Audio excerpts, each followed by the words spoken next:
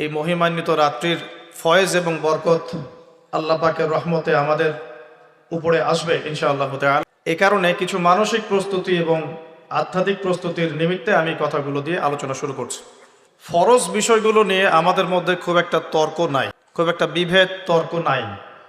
নামাজ 5 ওয়াক্ত, কেউ কখনো তর্ক করেছে নামাজ 4 ওয়াক্ত না 6 ওয়াক্ত? ঈশার ফরজ নামাজ 4 রাকাত, কখনো তর্ক শুনেছেন 5 রাকাত না 3 রাকাত? দুর্ভাগ্য, মুসলিম উম্মার বাংলার মাটির মুসলমানদের একটা বড় দুর্ভাগ্য হচ্ছে আমরা ছোটখাটো বিষয়গুলোকে নিয়ে আমাদের মধ্যে দলে দলে বিভক্ত হয়ে গেছি। ঠিক এই যে আগামীকাল আল্লাহ পাকের একটা রহমত আমাদেরকে দিয়েছেন যে লাইলাতুন নিসফু মিনাশ শাবান, শাবান মাসের মধ্য রজনী আল্লাহ পাকের রহমত। এই বিষয়টাকে নিয়েও বাংলাদেশে আমি দেখলাম, এটা নিয়ে আমি লেকচার দিতে চাই নাই, কারণ এগুলো আমি আসলে খুব একটা মাহফিলেও বলি না, এটা আমার ট্র্যাকও না। আমি অন্য বিষয়গুলো নিয়ে বেশি কথা বলি, আপনারা জানেন এটা। আমাকে কখনো কি হাত বাঁধা নিয়ে ঝগড়া করতে দেখেছেন? আমার লেকচারে কখনো আমিন জোরে আসতে নিয়ে কথা বলতে দেখেছেন? আমি মনে করি উম্মার এই ফিতনাময় অবস্থায় এই বিষয়গুলো চেয়ে বেশি ইম্পর্টেন্ট আমাদের আকীদা ঠিক আছে কিনা, আমরা তাওহীদপন্থী কিনা, আমরা সুন্নাত ঠিক আছে কিনা, আমলে বেদাত ঢুকছে কিনা, আমরা হালাল খাই কিনা, সুদ থেকে দূরে থাকতে পারছি কিনা, সমসাময়িক এই বিশ্ব সম্পর্কে সচেতন কিনা, মুসলিম উম্মার বিরুদ্ধে যারা সব চক্রান্ত ষড়যন্ত্র করছে ওদের ব্যাপারে আমরা সচেতন কিনা, শেষ জামানাকে আমরা ডিল করতে পারবো কিনা। বড় বড় বিষয়গুলোকে ফোকাস না করে আমরা যখন ছোটখাটো বিষয় নিয়ে মারামারি করতে থাকি, আস্তে আস্তে আমাদের মধ্যে ঐক্য সংহতি নষ্ট হয়, দলে দলে উম্মা বিভক্ত হয়ে যায়। ঠিক এই যে এই ইস্যুটাকে নিয়েও কথা বলতে শেষে বাধ্য হচ্ছে, কারণ দেখলাম অনলাইন অফলাইনে দুইটা দল দুটাই চরমপন্থী। একদল অতিরিক্ত বাড়াবাড়ি, একটা অতিরিক্ত ছাড়াছাড়ি। বাড়াবাড়ি আর ছাড়াছাড়ি, একটা অতিরিক্ত বাড়াবাড়ি, সে একদম শবে বরাতকে মনে হয় লাইলাতুল কদরের উপরে নিয়ে যাচ্ছে আর কি। লাইলাতুল নিসফু মিনাশ শাবানকে কোনো কোনো ক্ষেত্রে বাড়াবাড়ি পন্থীরা একদম লাইলাতুল কদরের উপরে নিয়ে চলে যাচ্ছে। আর ছাড়াছাড়ি যারা, তারা বলছে এই রাত্রে কোনো কিছুই করা যাবে। দুইটাই চরমপন্থী, বুঝতে পারছেন না মনে হয় কথা। একদল এটাকে নিয়ে এত বেশি বাড়াবাড়ি করছে যে এটাকে একদম লাইলাতুল কদরের উপরে নিয়ে চলে যাচ্ছে। আরেক দল দেখা যাচ্ছে এটাকে এমনভাবে পরিত্যাগ করছে না, এই যে কিছুই করা যাবে না, একদম কোনো ফজিলতি নাই। এখন আসলে মধ্যম পন্থা কি, মাঝখানে আমরা কি করব তাহলে জানার দরকার আছে কি নাই? অনেক হাদিসের অনেক আলোচনা, প্রায় 40-50 পৃষ্ঠার বই, সব আলোচনা তো মাহফিলে করা সম্ভব না। আমি সারমর্মটুকু বলি। সারমর্ম কি? হাদিসের শবে বরাত নামে কোনো শব্দ নাই, এক নাম্বার কথা। কি নাই ভাই? শবে বরাত নামে কোনো শব্দ নাই, আছে লাইলাতুন নিসফু মিনাশ শাবান, শাবান মাসের মধ্য রজনী। শাবান মাসের মধ্য রজনী। শাবান মাস কি? উত্তর, নবী সাল্লাল্লাহু আলাইহি ওয়াসাল্লাম রমজান মাসের পর যে মাসে রোজা রাখতে বেশি গুরুত্ব দিয়েছেন তার নাম শাবান। আমার সাথে বলেন, শাবান মাস কি? নবী সাল্লাল্লাহু আলাইহি ওয়াসাল্লাম রমজানের পরে যে মাসে রোজা রাখতে খুব বেশি গুরুত্ব দিয়েছেন তার নাম শাবান। আয়েশা রাদিয়াল্লাহু আনহা তিনি বলতেন যে শাবান মাস আসলে নবী সাল্লাল্লাহু আলাইহি ওয়াসাল্লাম এত বেশি বেশি রোজা রাখতেন যে মনে হতো তিনি রোজা ছাড়বেনই না, সারা মাস রেখে ফেলবেন মনে। বেশি থেকে বেশি রোজা রাখতেন শাবান মাসে। প্রশ্ন হচ্ছে কেন? উত্তর, এমনিতে এই মাসটা বরকতময় এবং এই মাসে আল্লাহ পাক তার রহমতে বিপুল সংখ্যক মানুষকে জাহান্নাম থেকে মুক্তি দান করেন। সুবহানাল্লাহ। নবী সাল্লাল্লাহু আলাইহি ওয়াসাল্লাম এই মাসকে তাজিম করতেন। এই মাসের সম্মানার্থে, এই মাসে আল্লাহর রহমত বরকতের স্বার্থে নবী করিম সাল্লাল্লাহু আলাইহি ওয়াসাল্লাম এই মাসে বেশি বেশি রোজা রেখেছেন। সুন্নত কি শিখলাম? শাবান মাসে বেশি বেশি রোজা রাখা সুন্নত। একটা কি পেলাম ভাই? শাবান মাসে বেশি বেশি রোজা রাখা সুন্নত। আপনি যদি মুকিম হন, শরীর সুস্থ থাকে, মুসাফির না, আপনার সুস্থতা আছে, সব ঠিক আছে, আপনি চেষ্টা করবেন এই মাসে বেশি বেশি রোজা রাখার। পারা যাবে ইনশাল্লাহ। এটা নবীর সুন্নত হবে। আরেকটা হাদিস মাথায় নিয়ে নেন, আজকে সারা ওয়াজ ভুলে গেলে এই ওয়াজটা ভুলেন না। কি হাদিস? নবীজি বলছেন, তোমাদের সামনে, হে আমার সাহাবীরা, তোমাদের সামনে এমন একটা যুগ আসছে, ওই যুগে আমার সুন্নতকে ধরে রাখাটা হাতের মধ্যে আগুন ধরে রাখার মতো হবে। আমি অনেকদিন এই লেকচারে এই হাদিসটা বলেছি।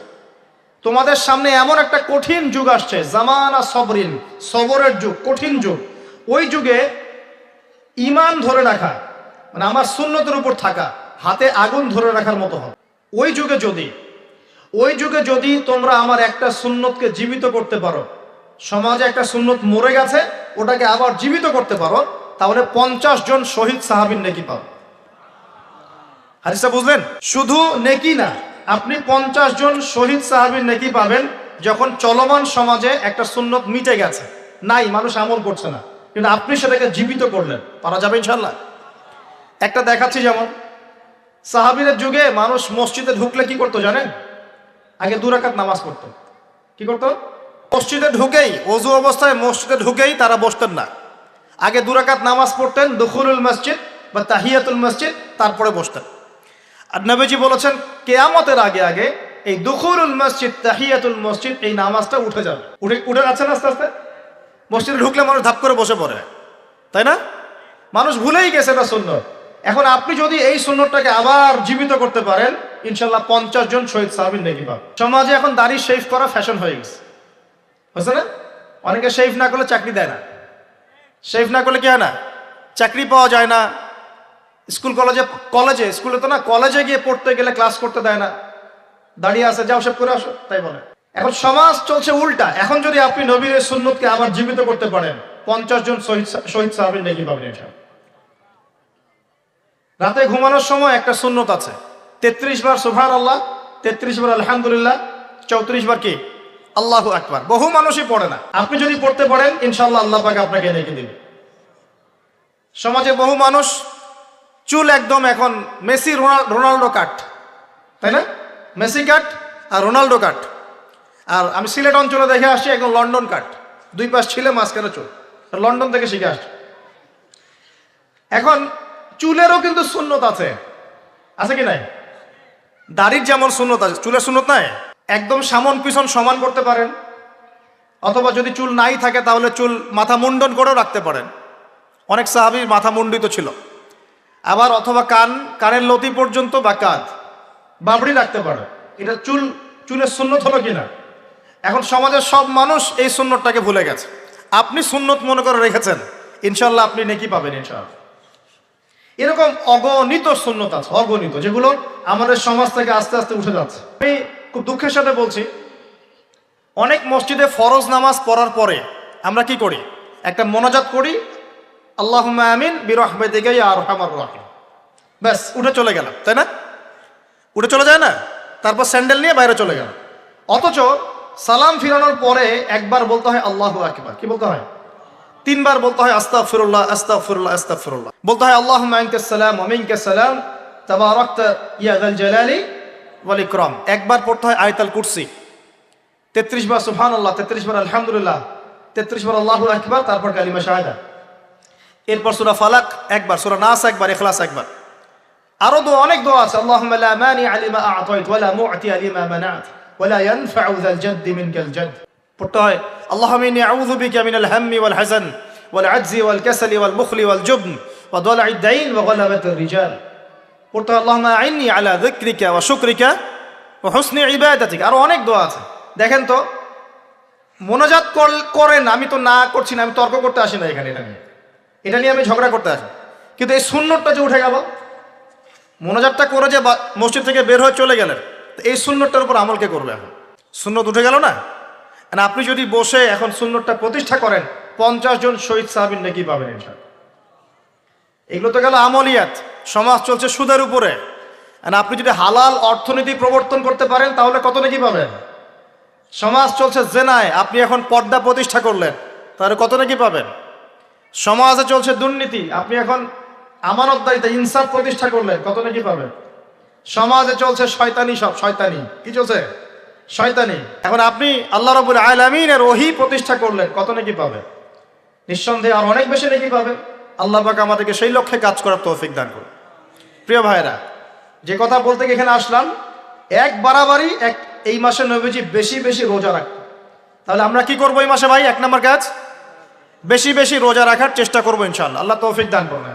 এবার আরেকটা পয়েন্ট বলি, সামনে রমাদান মাস আসলে আমরা মাশাআল্লাহ পরিপূর্ণ মুসলিম হওয়ার চেষ্টা করি, কিন্তু সারা বছর এটা ধরে রাখতে পারি না। রমজান মাসে যে নামাজ পড়ে না সেও মসজিদে যায়, দেখা যায় যে জুমার নামাজও পড়ে না, ও তারাবির নামাজ পড়তে যায়, যায় কি না? ওই দিন গিয়ে বলে এসি দেন, ইমাম সাহেব এসি অন করেন, তাই না? সারা বছর তো আসে নাই। ওই দিন গিয়ে ইমাম সাহেব এসি বন্ধ কেন, এই মুয়াজ্জিন সাহেব ফ্যান দেন। তখন ওখানে গিয়ে মানে কি বলবো, হ্যাঁ মাতব্বরি করে আর কি। যাক, তারপরেও যে মসজিদে আসছে, আমরা দোয়া করি আল্লাহ হেদায়েত দান করুন। আমরা তো কাউকে পিছনে ফিরাই দিব না, দিব? এখন রমজান মাস আসলে আমরা মাশাআল্লাহ রোজা রাখি, মানুষকে ইফতার করাই, দান সদকা করি, আমরা যাকাত দেই, তারাবি পড়ি, কোরআন তেলাওয়াত করি, আমরা মাশাআল্লাহ অনেক আমল করি। এই আমলগুলো কি একবারে ধাপাস করে ধরে ফেলা সম্ভব না? একটা আস্তে আস্তে ট্রেনিং প্রসেস লাগে। একটা ফ্যান চালু করলে ফ্যানটা কি শুরুতেই ধাপাস করে ঘুরতে শুরু করবে, নাকি আস্তে আস্তে স্লোলি স্লোলি সে মোমেন্টাম ধরবে? কোনটা? আস্তে আস্তে সে গতি পারবে না, ধীরে ধীরে গতি পাবে। ঠিক শাবান মাসে এত বেশি রোজা রাখা, ইবাদত করার অর্থ কি? যাতে রমজান মাসে আপনি পরিপূর্ণ ইবাদত করতে পারেন। বুঝতে পারছেন কথা? রমজানে গিয়ে তো শুরুতেই সব ইবাদত ধরে ফেলা সম্ভব হবে না। মনে করেন আগামীকাল পহেলা রমাজান, আজকে থেকে আপনি সব ইবাদত একসাথে করতে পারবেন? তখন গিয়ে আপনি বেগ পেতে হবে। কিন্তু একটা মাস আগে থেকে যদি ট্রেনিং নেন, ইনশাআল্লাহ রমজান মাসে ইজি হয়ে যাবে। এটা একটা কারণ নবী সাল্লাল্লাহু আলাইহি ওয়াসাল্লাম শাবান মাসে বেশি বেশি রোজা রাখতেন, আমল করতেন। আল্লাহ পাক আমাদের সবাইকে শাবান মাসে বেশি বেশি আমল করার তৌফিক দান করুন, যাতে রমজান মাসে গিয়ে আমরা সুবিধা পাই, রমজান মাসের হকটা আদায় করতে পারি। এবার এই মাসে নবী সাল্লাল্লাহু আলাইহি ওয়াসাল্লাম কি বলেছেন একটা হাদিস থেকে আগে বুঝি। এই হাদিসটা সহ অনেক হাদিসে এই একই রকম কথা এসেছে এবং এই হাদিসটা বিশুদ্ধ। এটাকে অস্বীকার করলে হাদিস অস্বীকারী হয়ে যাবে। বাড়াবাড়ি গ্রুপ, ছাড়াছাড়ি গ্রুপ, উভয়ের জন্যই নসিহত।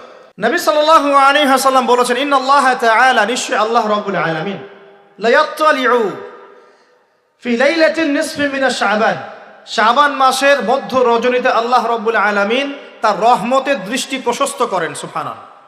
আল্লাহ পাক শবে বরাত মানে আমরা যেটা বুঝি প্রচলিত অর্থে, লাইলাতুন নিসফি মিন শাবান, শাবান মাসের মধ্য রজনী, যে 15 শাবানের এই যে রজনী, এই রাতে আল্লাহ রাব্বুল আলামিন তার সৃষ্টির দিকে তার রহমতের দৃষ্টিটা প্রশস্ত করে দেখেন, প্রশস্ত করেন। এবং ওয়াগফিরু লিজামিই খালকিহি, আল্লাহ পাক তার সমস্ত সৃষ্টিকে মাফ করে দেন। আল্লাহ পাক কি করেন? তার সমস্ত সৃষ্টিকে কি করেন? মাফ করে দেন। কথাটা ভালো করে বোঝেন। আল্লাহ পাক তার সমস্ত সৃষ্টিকে মাফ করে দেন, ইল্লা, তাদেরকে ব্যতীত। এক, ইল্লা লিমুশরিকিন, এক নাম্বার যে ব্যক্তি মুশরিক, যে শিরক করে আল্লাহর সাথে, যে আল্লাহর সাথে শিরক করে। আর দুই, মুশাহিনিন, যে ব্যক্তি অন্তরে মানুষের সাথে বিদ্বেষ পোষণ করে, হিংসা বিদ্বেষ মনে আছে এরকম ব্যক্তি, এবং মনের মধ্যে শিরক আছে, শিরকি আকীদা, মুশরিক, এই দুই শ্রেণীর মানুষ ছাড়া আল্লাহ পাক সমস্ত মানুষকে মাফ করে দেন বলেছেন। তাহলে এই রাতের ফজিলত প্রমাণ হলো কিনা? রাতের ফজিলতটা প্রমাণ হলো কিনা? আচ্ছা, এখন এর ব্যাকআপ আরো অনেকগুলো হাদিস আছে। ওই সবগুলো হাদিসকে একত্রিত করলে এমনই কনক্লুশন আসে। এছাড়াও আরো কিছু দুর্বল হাদিস আছে, এগুলো দুর্বল, সনদগতভাবে অন্যান্যভাবে দুর্বল। ওখানে আরো কিছু পয়েন্ট পাওয়া যায় যে আর কাকে কাকে আল্লাহ পাক মাফ করেন না।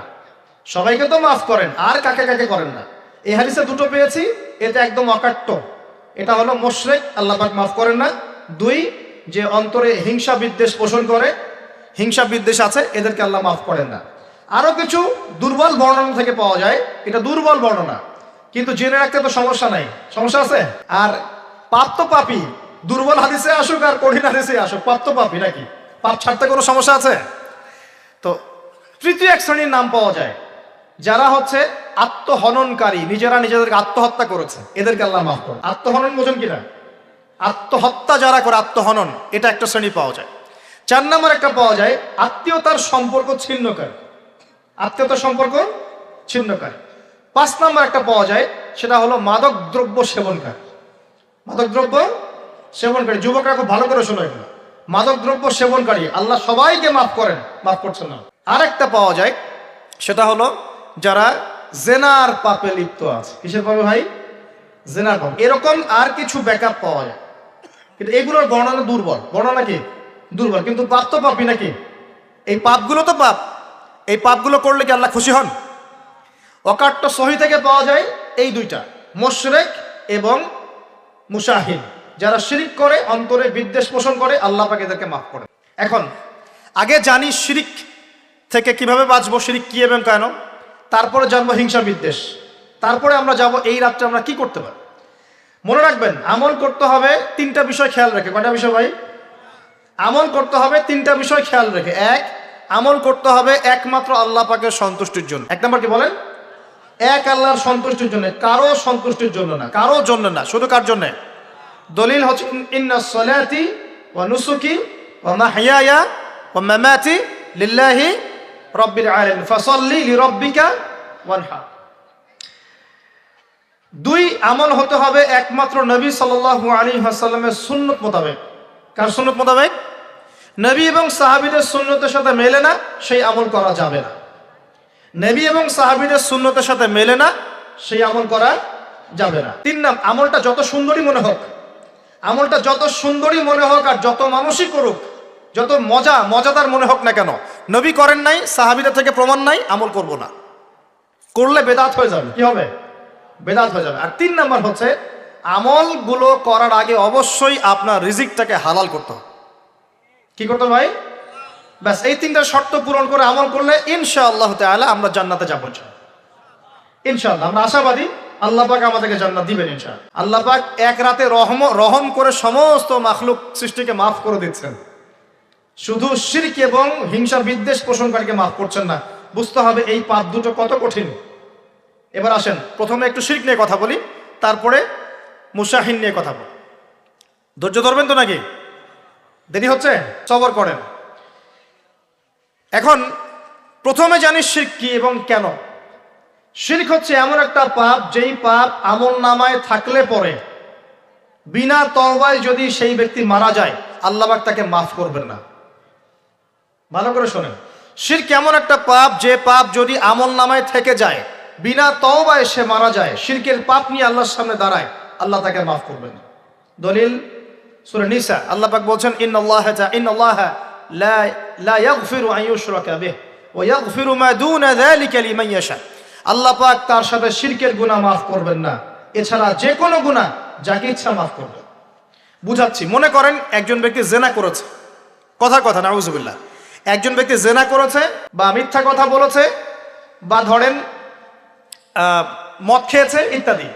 এখন সে তওবা করলে তো মাফ পেতই, তওবা করলে মাফ হতো না? তওবা করলে মাফ তো পেতই। মনে করেন তওবা না করেই মারা গেছে, আল্লাহ পাক চাইলে কিয়ামতের মাঠে এই পাপও বিনা তওবাতেই মাফ করতে পারে। কথা বুঝতে পারছেন না মনে হয়? মনে করেন একজন ব্যক্তি মদ খেয়েছে, জেনা করেছে ইত্যাদি, সে তওবা করার ফুরসত পায় নাই, বিনা তওবায় মারা গেছে। আল্লাহ পাক চাইলে কিয়ামতের মাঠে তওবা না করা সত্ত্বেও আল্লাহ পাক তাকে মাফ করতে পারে। কিন্তু একজন ব্যক্তি শিরকের পাপ করেছে, তওবা না করে মারা গেছে, আল্লাহ পাক কিয়ামতের মাঠে শিরকের পাপ মাফ করবেন। আমি কি বুঝতে পারছি? অন্য পাপের কারণে আল্লাহ রাব্বুল আলামিন শাস্তি দিয়ে হোক, কোনো একটা ভাবে হোক, নবীর সুপারিশের মাধ্যমে হোক, তাকে জাহান্নামে গেলেও সেখান থেকে বের করে জান্নাতে দিবেন ইনশাআল্লাহ। কিন্তু শিরকের পাপ যার আমল নামায় থাকবে, তার উপর জান্নাতকে হারাম করে দেওয়া হয়েছে। বলেন নাউজুবিল্লাহ। সূরা মাইদায় দলিল আছে, শিরকের পাপ যার আমল নামায় আছে তার জন্য জান্নাতকে হারাম করে দেওয়া হয়েছে। শিরক মানে অংশীদার সাব্যস্ত করা, আল্লাহ পাকের সাথে কাউকে সমকক্ষ করা। শিরক কত প্রকার হয়? উত্তর তিন প্রকার। কয় প্রকার ভাই? বিশ্বাসে শিরক হয়, মানে আকীদায় শিরক হয়; আমলে শিরক হয়, মানে কাজে শিরক হয়; কথা বা লিসানে শিরক হয়। মনে থাকবে? এক নাম্বার কিসে শিরক হয়? বলেন আমার সাথে। বিশ্বাসে শিরক হয়, আকীদায় শিরক হয়। দুই নাম্বার আমলে শিরক হয়, কাজে শিরক হয়। তিন নাম্বার কথায় শিরক হয়। কয়েকটা এক্সাম্পল দিয়ে বুঝতে পারবেন। একজন ব্যক্তি মনে করেন বিশ্বাস করে যে আল্লাহ বলতে কেউ নাই, কি হবে বলেন? শিরক। একজন ব্যক্তি মনে করেন বিশ্বাস করে যে আল্লাহ আছে, আরো ইলাহ আছে, তাহলে কি হবে? কেউ যদি বিশ্বাস করে আল্লাহর সন্তান আছে, কি হবে? কেউ যদি বিশ্বাস করে মহাবিশ্ব আল্লাহ সৃষ্টি করে নাই, বিগ ব্যাং থেকে সৃষ্টি হয়েছে, কি হবে? কেউ যদি বিশ্বাস করে আল্লাহ মানুষকে সৃষ্টি করে নাই, মানুষ বানর থেকে হয়েছে, কি হবে? আচ্ছা, বিশ্বাসগত সে। কেউ যদি মনে করে আল্লাহ ছাড়া অমুকে আমার সন্তান দিতে পারে, কি হবে? কেউ যদি বিশ্বাস করে যে আল্লাহকে পাওয়ার জন্য আমাকে মাধ্যম ওসিলা পূজা করতে হবে, তাহলে কি হবে? কেউ যদি চন্দ্র, সূর্য, গ্রহ, নক্ষত্র, গাছপালা, মূর্তি এসবে পূজা করে, কি হবে? এগুলো বিশ্বাসগত শিরক। কেমন শিরক ভাই? বিশ্বাসগত শিরক। 2 নম্বর আসেন আমলগত, কাজগত শিরক। কেমন? মনে করেন সেজদা করতে হয় কার জন্যে? কেউ যদি এখন কবরে গিয়ে সেজদা করে, কি হবে? আল্লাহর জন্য সেজদা করতে হয় না কবরে সেজদা করতে হয়? সেজদা কার জন্যে? আচ্ছা, তাহলে শিরক হবে। কুরবানি কার জন্য করতে হয়? কেউ যদি এখন মনে করেন জিনকে সন্তুষ্ট করার জন্য কুরবানি করে দেবে, কি হবে? এখনকার যুগে কিন্তু বহু মানুষ জিনের উপাসনা করে। এখনকার যুগে বহু মানুষ জিনের উপাসনা করে। আর জিন বলে একটা জাতি আছে, আমাদের সাথে চলাফেরা করে, আমরা দেখতে পারি। আমরা কি সব দেখতে পারি? আমরা কি সব জানি? আমরা তো আমাদের আত্মাকেই দেখতে পারি না। এত ঘুমাই গেছেন, আত্মা চলে গেছে, দেখতে পারছেন? আর আমরা কি জানি? আমরা কতটুকু জানি আগামীকাল কি হবে আপনার সাথে, বলেন দেখি? কেউ জানে? আমাদের জ্ঞান কত ক্ষুদ্র, বুঝতে পারলাম। আগামীকাল কি হবে তাই জানি না, আমার আত্মাকেও চোখে দেখি। আর আমি যদি দাবি করি এখন আমি সব জানতাম, তাহলে কি হবে? অতএব জিন জাতি আমাদের মধ্যেই আছে কি নাই? ওমা খলাকতুল জিন্না ওয়াল ইনসা ইল্লা লিয়াবুদুন। আমি জিন আর মানুষকে শুধুমাত্র আমার ইবাদত করার জন্যই সৃষ্টি করেছি। আল্লাহ পাক আমাদের সবাইকে আল্লাহ পাকের সত্য বোঝার তৌফিক দান। এবার আসেন, আপনাদের পার্বত্য এলাকায় জিনের উপাসনা হয়। এখন বললেন ভাই কেমন করে জানলেন? যত তান্ত্রিক, মান্ত্রিক, কবিরাজ, জাদুকর সব এই পাহাড়ি এলাকায় ঘুরে বেড়াচ্ছে। এবং চোখ কান খোলা রাখলে আপনারাও বুঝতে পারবেন, জিনের উপাসনা করলে অনেক কিছু ভেলকিবাজি দেখানো যায়। জিনকে আল্লাহ পাক কিছু ক্ষমতা দিয়েছে। জিন অনেক দূর থেকে দেখতে পারে। মনে করেন যে কেউ একজন এখানে বসে আছে, সে দাবি করছে যে সে অলৌকিক ক্ষমতার অধিকার, অথচ ওর কাছে জিন আছে। কি আছে? জিন। এখন আপনি শুনেছেন যে অমুক জায়গায় অমুক বাবা আছে, সে অনেক বড় ক্ষমতার অধিকার, তো যাই দেখি ওনার কি ক্ষমতা। এখন আপনি রাস্তায় আসছেন, তার সেই জিন তো আগেই দেখতে পাচ্ছে আপনি আসছেন দূর থেকে। সে আগে খবর দিল আসতেছে মক্কেল, ওই যে মক্কেল আসতেছে। এখন সে বলল যে ওই ব্যক্তির সাথে যে জিন আছে ওর সাথে কানেকশন কর। সবার সাথে একটা জিন আছে না? আছে কি না? একটা করে জিন শয়তান আছে না সবার সাথে? 2 জন ফেরেশতা, 1 জন জিন, সবার সাথেই আছে। আছে কি নাই? আপনার জিন জানে আপনার সাথে অতীতে কি হয়েছে? জানে তো। আপনার জিন আপনার সাথে আছে না শুরু থেকে? তাহলে আপনি 1 মাস আগে কি করেছেন আপনার জিন তো জানে। ও ভবিষ্যৎ জানে না, কিন্তু অতীত তো জানে। ও তো ভবিষ্যৎ জানে না, কিন্তু অতীতে আপনি কি করেছেন ও তো জানে না? এখন ওর সাথে এই কারিনের সাথে যোগাযোগ করছে। ওকে বলছে এই তো 1 মাস আগে অমুক মেয়ের পিছনে দৌড়াইছে, 1 মাস আগে অমুক একটা মেয়ের পিছনে দৌড়াইছে, ওই মেয়েকে পাওয়ার খুব চেষ্টা করছে, কিন্তু 1 মাস আগে ব্যবসায়ী কাজ করছে, কিন্তু 1 মাস আগে ওই কাজ করছে। এখন আপনি হেঁটে হেঁটে আসলেন, এদিকে খবর পাস করা শেষ, এসে বললেন বাবা আপনার কি ক্ষমতা, আমি আপনার ক্ষমতার নিদর্শন দেখতে চাই। সেই বাবা এখন বলছে যে তুই তো সেই ব্যক্তি না, তোর নাম অমুক না, আপনি তো ভেবাচকা খেয়ে গেলেন। হ্যাঁ তাই তো, আমার নাম তো অমুক। তুই তো 1 মাস আগে এই মেয়ের পিছনে ঘুরছিস না? হ্যাঁ তাই তো, আপনি কেমন করে জানলেন? তুই 1 মাস আগে এই কাজ করছিস না? তাই তো, আপনি কেমন করে জানলেন? আপনার তো চোখ একদম আসমান উঠে গেল। বাপরে বাপ, সে তো আমার অতীতের সব বলে দেয়, তুই অমুক জায়গায় এটা পাপটা করছিস না, তুই এই জায়গায় ওটা লুকায় রাখছিস না। ব্যাস, আপনার মাথা খারাপ। জিনের উপাসনা করে মানুষ অনেকেই। আর জিনরা কি করে? অনেক সময় আসমানের কাছে যায় সংবাদ নেওয়ার জন্য। সূরা মুলক পড়েন, সূরা মুলকের 1ম পৃষ্ঠা পড়েন। আল্লাহ পাক ওদেরকে তাড়ানোর জন্য আসমানের মধ্যে এই উল্কাপিণ্ড, নক্ষত্র নিক্ষেপ করেন। রুজুম আল্লিশ শায়াতিন, আল্লাহ বলেছেন এই নক্ষত্রগুলা আমি রুজুম আল্লিশ শায়াতিন, শয়তানদেরকে তাড়ানোর জন্য রেখেছি। সুবহানাল্লাহ। এই পৃথিবীতে অনেক কিছুই ঘটে, আমরা খালি চোখে বুঝি। এখন কেউ যদি জিনের উপাসনা করে, জিনকে সন্তুষ্ট করার জন্য এই কুরবানি করে, তাহলে কি শিরক হবে কিনা? সেজদা কার জন্যে? অন্য কারোর জন্য করলে কি হবে? কুরবানি কার জন্যে? অন্য কারোর জন্য করলে কি হবে? কার নামে কসম করতে হয়? যদি অন্য কারো নামে কসম করি, এই যে এখন বাপের নামে কসম, মায়ের নামে কসম করেন কেন? কসম করা যাবে না এভাবে। মান হালাফা বিগাইরি ইসমিল্লাহি ফাকাদ কাফার। কেউ যদি আল্লাহ ছাড়া অন্য কারো নামে কসম করে, সে কুফরি করবে। যদি কসম করতেই হয়, আপনাকে আল্লাহরই কসম করতে হবে। যদি কসম করতে হয়, কার কসম করবেন? আর আল্লাহর কসম করে কি মিথ্যা বলতে পারবেন? মিথ্যা বললে তখন কাফারা দেওয়া লাগবে। আচ্ছা, কাফারা কি? সবচেয়ে সহজ কাফারা হচ্ছে তিনটা রোজা রাখা। কয়টা রোজা? তিনটা। আসেন সামনে যাই। এখন কসম করব আল্লাহর জন্যে, দোয়া করেন কার কাছে? দোয়া কার জন্যে?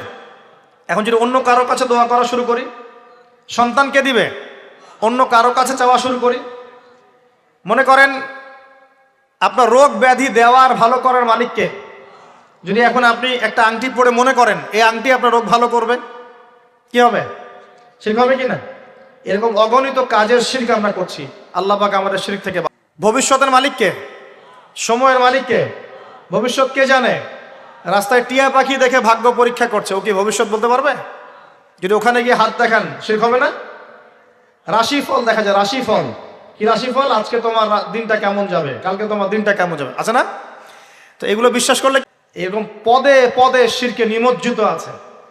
এগুলো তো গেল আমলগত শিরক, আরো অনেক শিরক আছে। আমাদের কথার মধ্যেও শিরক হয়। কিসের মধ্যে? কথার মধ্যে। যেমন আমরা বলি ডাক্তার ভালো ছিল, না হলে রোগীকে বাঁচানো যেত না, বলি কি না? অনেকে বলি না? শিরক হবে। কেউ যদি বলে যে ড্রাইভারটা ভালো ছিল, না হলে গাড়ি নির্ঘাত অ্যাক্সিডেন্ট করতো, কি হলো? আরেকটা বিষয় আছে, আমরা অনেক সময় ইবাদত করি মানুষকে দেখানোর জন্য। সবাই বড় দানবীর বলবে, আমাকে নামাজি বলবে, এটাও কি? এটাও শিরক। কথার মধ্যে আর অনেক শিরক করি। সার্বভৌম ক্ষমতার মালিককে, তাবারাকাল্লাযী বিয়াদিহিল মুলক, সার্বভৌম ক্ষমতার মালিককে। আর আমরা যদি মনে করি আমরাই সার্বভৌম ক্ষমতার মালিক, কি হবে? শিরক হবে না? এরকম প্রচুর শিরকে আমরা নিমজ্জিত আছি। সবচেয়ে বড় যে শিরকটা এখনকার বিশ্বে চলছে সেটা হলো আল্লাহ পাকের হালালকে আমরা হারাম করে নিচ্ছি, আল্লাহর হারামকে হালাল করছে কিনা বুঝতে পারছেন না মনে হয়। মাদক দ্রব্য কি হালাল না হারাম? আমরা অনেক সময় হালাল করে নিয়েছি, নাই? জেনা হারাম না হালাল? আমরা এখন জেনাকে প্রমোট করছি, উস্কে দিচ্ছি। সমকামিতা হালাল না হারাম? এই সমকামিতার ব্যাধি ছড়িয়ে পড়েছে এখন সমাজের রন্ধ্রে রন্ধ্রে, পড়েছে না? এদেরকে আল্লাহ পাক এমন শাস্তি দিবেন যেই শাস্তি আল্লাহ পাক কুল কায়নাতে কাউকে দেন নাই। কেমন শাস্তি দিবেন? কওমে লূতকে আল্লাহ রাব্বুল আলামিন মাটি থেকে উপরে উঠিয়ে আকাশ থেকে পাথর বর্ষণ করে থেতলে দিয়ে আবার মাটিতে দাফন করে দিয়েছে কওমে লূতকে। আল্লাহু আকবার। এই শাস্তি অপেক্ষা করছে এদের জন্য। সুদ হালাল না হারাম? আমরা কি এটাকে জায়েজ করে নিচ্ছি কিনা, খাচ্ছি কিনা? এই বিশ্বের সবচেয়ে বড় একটা সমস্যা চলছে, আল্লাহ পাকের হারামকে আমরা হালাল করছি, হালালকে হারাম করিনি, এটাও শিরক। এখন আল্লাহ পাক যে বলছেন সবাইকে মাফ করে দিবেন, আল্লাহ পাক শিরক যে করে তাকে মাফ করবেন না।